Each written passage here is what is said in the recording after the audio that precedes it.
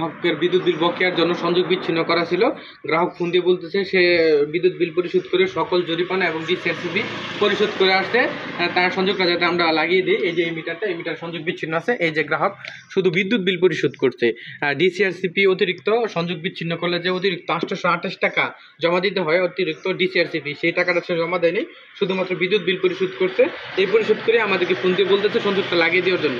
শুধুমাত্র বিদ্যুৎ বিল পরিশোধ করলে সংযোগ লাগানোর নিয়ম নেই, সংযোগ লাগানো যাবে না।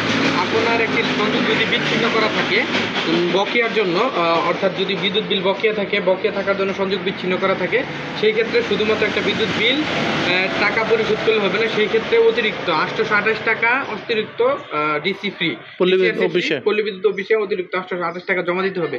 জমা দিয়ে সেই রিসিট যদি আপনি আমাদেরকে দেখান, সেই ক্ষেত্রে আমরা সংযোগ লাগিয়ে দিব।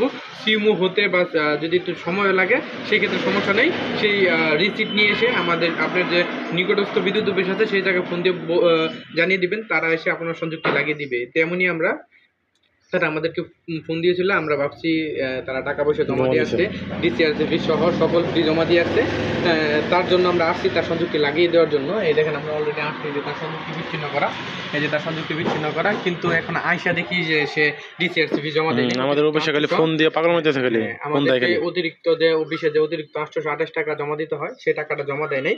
এখন আমরা এই সংযোগটা লাগাবো না, এখন আমরা গ্রাহককে বলছি যে আপনি শুধু বিদ্যুৎ বিল পরিশোধ করলে হবে না, আপনি যে সংশ্লিষ্ট বিদ্যুৎ অফিস আছে, অর্থাৎ আমাদের যে বিদ্যুৎ অফিস আছে এই অফিসে গিয়ে আপনার অতিরিক্ত 828 টাকা জমা দিতে হবে। অতিরিক্ত 828 টাকা জমা দেওয়ার পরে একটা রিসিট দিবে, সেই রিসিট নিয়ে আসবেন, রিসিট নিয়ে এসে আমাদেরকে কল দিবেন। কল দিলে আমরা এসে আপনার সংযোগটি লাগিয়ে দিয়ে যাবো, এই জায়গা থেকে সংযোগটি লাগিয়ে দিয়ে যাবো। পরবর্তীতে সিমও হইলে সেই সিমের সাথে একটা সিল আসবে, সেই সিল সহ এই যে এই সিলটা দেখেন পুরাতন, এই যে কাটা সিল, তখন তার সাথে আমরা এসে নতুন একটি সিল স্থাপন করে দিয়ে যাব, দিয়ে তার সংযোগটি লাগিয়ে দিয়ে যাব। এটা হলো পূর্ণ সংযোগের নিয়ম।